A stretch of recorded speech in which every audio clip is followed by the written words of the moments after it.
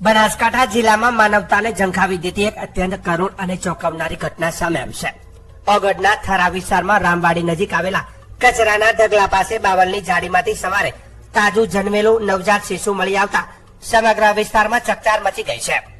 વહેલી સવારના સમયે આસપાસથી પસાર થતા લોકોએ ઝાડીમાંથી બાળકના રડવાના અવાજો સાંભળ્યા બાદ તપાસ કરતા હૃદયદ્રાવક દ્રશ્યો સામે આવ્યું હતું। સ્થળ પર મોટી સંખ્યામાં લોકો ઉમટી પડ્યા હતા। પ્રાથમિક રીતે જાણવામાં આવ્યું છે કે નવજાત શિશુ તાજું જન્મેલું હતું અને જીવિત હાલતમાં હતું, જે જોઈને હાજર લોકો સ્તબ્ધ રહી ગયા હતા। તરત જ આ અંગે થરા પોલીસને જાણ કરવામાં આવતા પોલીસનો કાફલો ઘટના સ્થળે પહોંચી ગયો હતો। પોલીસે જીવિત હાલતમાં મળી આવેલા નવજાત શિશુને કબજામાં લઈને તાત્કાલિક સારવાર માટે નજીકની સરકારી હોસ્પિટલમાં ખસેડ્યું હતું। હોસ્પિટલના તબીબોએ પ્રાથમિક તપાસ બાદ જણાવ્યું હતું કે બાળક સામાન્ય રીતે દાઝેલી હાલતમાં હતું, પરંતુ હાલ તેની સ્થિતિ સ્થિર હોવાનું જણાવાયું છે।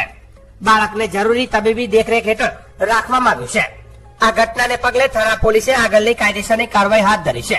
પોલીસે આસપાસના વિસ્તારોના સીસીટીવી ફૂટેજ ચકાસવાની કાર્યવાહી શરૂ કરી છે, તેમજ નજીકની હોસ્પિટલ, દવાખાના અને પ્રસૂતિ ગૃહોમાં તાજેતરમાં થયેલા ડિલિવરીના રેકોર્ડો પણ તપાસ કરવામાં આવી રહ્યા છે।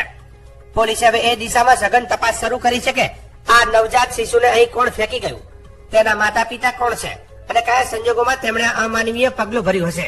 આ ઘટનાએ સમાજ સામે અનેકો પ્રશ્નો ઉભા કર્યા છે। એક તરફ સરકાર દ્વારા માતા અને બાળ કલ્યાણ માટે અનેક યોજનાઓ અમલમાં છે, ત્યારે આવી ઘટના ચિંતાજનક બની રહી છે।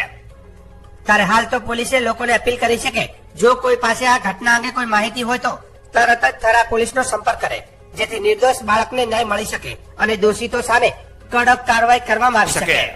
આજે થરા સરકારી હોસ્પિટલ ખાતે અનોરસ બાળક તાજું જન્મેલું એક ગામના સેવાભાવી બેન અને પોલીસ કોન્સ્ટેબલ અશોકદાન ગઢવી બંને એક ગરમ કપડામાં વીંટી અને હોસ્પિટલ લઈ આવ્યા હતા। એમનું કહેવું એવું હતું કે રામવાડીની બાજુમાં કચરાપેટી છે, ત્યાંથી એમને આ બાળક મળી આવ્યું હતું અને બાળક હોસ્પિટલ લગભગ 9:40 પહોંચ્યું હતું। ત્યારે બાળકની કન્ડિશન થોડીક હાઇપોથર્મિયા અને ડિહાઇડ્રેશન હતું, એટલે તરત જ એને અમે સારવાર માટે અંદર લઈ અને એનું યોગ્ય સારવાર માટે હાલ રાખેલું છે।